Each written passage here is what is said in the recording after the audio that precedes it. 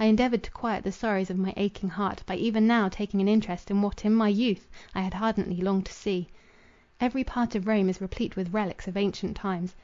The meanest streets are strewed with truncated columns, broken capitals, Corinthian and Ionic, and sparkling fragments of granite or porphyry. The walls of the most penurious dwellings enclose a fluted pillar or ponderous stone, which once made part of the palace of the Caesars, and the voice of dead time in still vibrations is breathed from these dumb things, animated and glorified as they were by man. I embraced the vast columns of the temple of Jupiter Stator, which survives in the open space that was the Forum, and leaning my burning cheek against its cold durability, I tried to lose the sense of present misery and present desertion, by recalling to the haunted cell of my brain vivid memories of times gone by.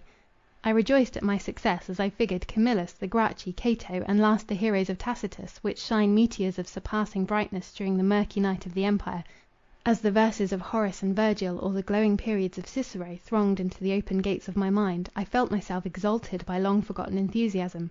I was delighted to know that I beheld the scene which they beheld, the scene which their wives and mothers, and crowds of the unnamed witnessed, while at the same time they honoured, applauded, or wept for these matchless specimens of humanity. At length then I had found a consolation. I had not vainly sought the storied precincts of Rome. I had discovered a medicine for my many and vital wounds. I sat at the foot of these vast columns. The Colosseum, whose naked ruin is robed by nature in a verdurous and glowing veil, lay in the sunlight on my right.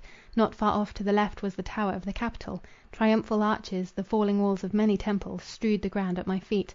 I resolved, to force myself to see the plebeian multitude and lofty patrician forms congregated around, and as the diorama of ages passed across my subdued fancy, they were replaced by the modern Roman, the Pope, in his white stole, distributing benedictions to the kneeling worshippers, the friar in his cowl, the dark-eyed girl, veiled by her mezzera, the noisy sunburnt rustic, leading his herd of buffaloes and oxen to the Campo Vaccino.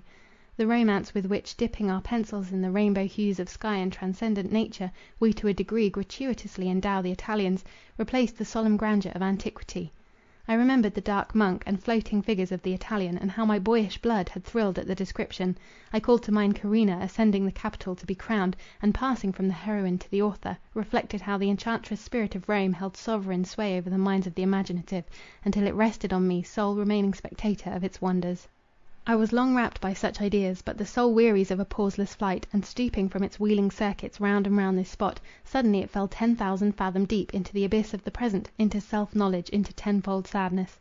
I roused myself, I cast off my waking dreams, and I, who just now could almost hear the shouts of the Roman throng, and was hustled by countless multitudes, now beheld the desert ruins of Rome sleeping under its own blue sky. The shadows lay tranquilly on the ground, sheep were grazing untended on the Palatine, and a buffalo stalked down the sacred way that led to the Capitol.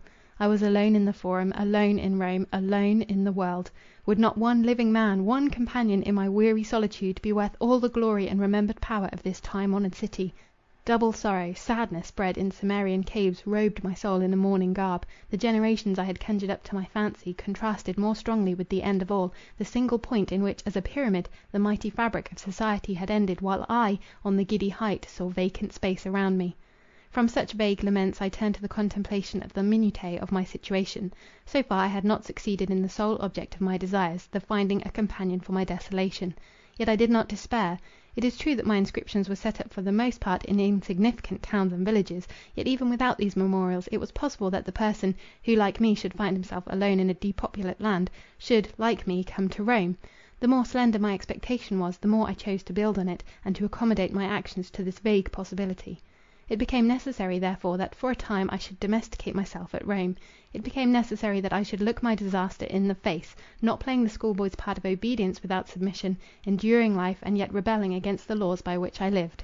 Yet how could I resign myself? Without love, without sympathy, without communion with any, how could I meet the morning sun, and with it trace its oft-repeated journey to the evening shades? Why did I continue to live? Why not throw off the weary weight of time, and with my own hand let out the fluttering prisoner from my agonized breast? It was not cowardice that withheld me, for the true fortitude was to endure, and death had a soothing sound accompanying it, that would easily entice me to enter its demesne. But this I would not do. I had, from the moment I had reasoned on the subject, instituted myself the subject of fate, and the servant of necessity, the visible laws of the invisible God. I believed that my obedience was the result of sound reasoning, pure feeling, and an exalted sense of the true excellence and nobility of my nature. Could I have seen in this empty earth, in the seasons and their change, the hand of a blind power only, most willingly would I have placed my head on the sod, and closed my eyes on its loveliness for ever. But fate had administered life to me. When the plague had already seized on its prey, she had dragged me by the hair from out the strangling waves. By such miracles she had brought me for her own. I admitted her authority, and bowed to her decrees. If, after mature consideration, such was my resolve, it was doubly necessary that I should not lose the end of life, the improvement of my faculties, and poison its flow by repinings without end. Yet how cease to repine, since there was no hand near to extract the barbed spear that had entered my heart of hearts? I stretched out my hand, and it touched none whose sensations were responsive to mine. I was girded, walled in, vaulted over, by sevenfold barriers of loneliness. Occupation alone, if I could deliver myself up to it, would be capable of affording an opiate to my sleepless sense of woe. Having determined to make Rome my abode, at least for some months, I made arrangements for my accommodation. I selected my home. The Colonna Palace was well adapted for my purpose. Its grandeur, its treasure of paintings, its magnificent halls were objects soothing and even exhilarating. I found the granaries of Rome well stored with grain, and particularly with Indian corn. This product, requiring less art in its preparation for food, I selected as my principal support. I now found the hardships and lawlessness of my youth turned to account. A man cannot throw off the habits of 16 years. Since that age, it is true, I had lived luxuriously, or at least surrounded by all the conveniences civilization afforded; but before that time I had been as uncouth a savage as the wolf-bred founder of old Rome; and now, in Rome itself, robber and shepherd propensities, similar to those of its founder, were of advantage to its sole inhabitant. I spent the morning riding and shooting in the Campagna. I passed long hours in the various galleries. I gazed at each statue, and lost myself in a reverie before many a fair Madonna or beauteous nymph. I haunted the Vatican, and stood surrounded by marble forms of divine beauty. Each stone deity was possessed by sacred gladness, and the eternal fruition of love. They looked on me with unsympathizing complacency, and often in wild accents I reproached them for their supreme indifference, for they were human shapes, the human form divine was manifest in each fairest limb and lineament. The perfect moulding brought with it the idea of colour and motion. Often, half in bitter mockery, half in self-delusion, I clasped their icy proportions, and coming between Cupid and his Psyche's lips, pressed the unconceiving marble. I endeavoured to read. I visited the libraries of Rome. I selected a volume, and choosing some sequestered shady nook on the banks of the Tiber, or opposite the fair temple in the Borghese gardens, or under the old pyramid of Cestius, I endeavoured to conceal me from myself, and immerse myself in the subject traced on the pages before me. As if in the same soil you plant nightshade and a myrtle tree, they will each appropriate the mould, moisture, and air administered for the fostering their several properties, so did my grief find sustenance and power of existence and growth in what else had been divine manna, to feed radiant meditation. Ah, while I streak this paper with the tale of what my so-named occupations were, while I shape the skeleton of my days, my hand trembles, my heart pants, and my brain refuses to lend expression, or phrase, or idea, by which to image forth the veil of unutterable woe that clothed these bare realities.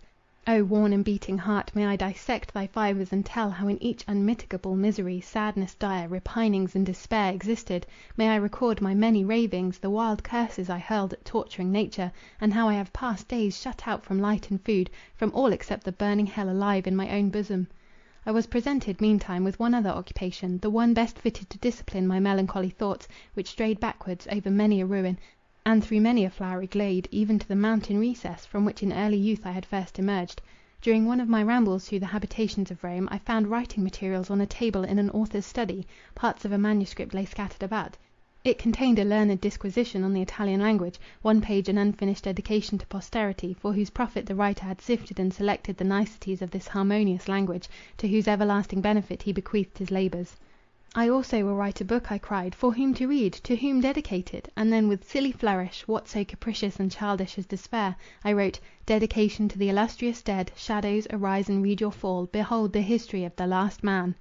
Yet will not this world be repeopled, and the children of a saved pair of lovers, in some to me unknown and unattainable seclusion, wandering to these prodigious relics of the anti-pestilential race, seek to learn how beings so wondrous in their achievements, with imaginations infinite and powers godlike, had departed from their home to an unknown country?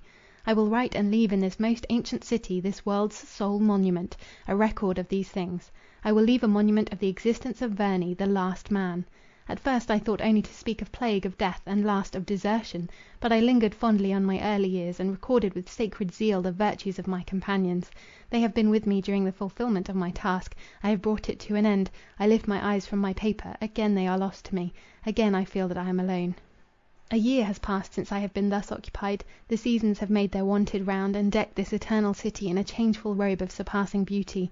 A year has passed, and I no longer guess at my state or my prospects. Loneliness is my familiar, sorrow my inseparable companion. I have endeavoured to brave the storm, I have endeavoured to school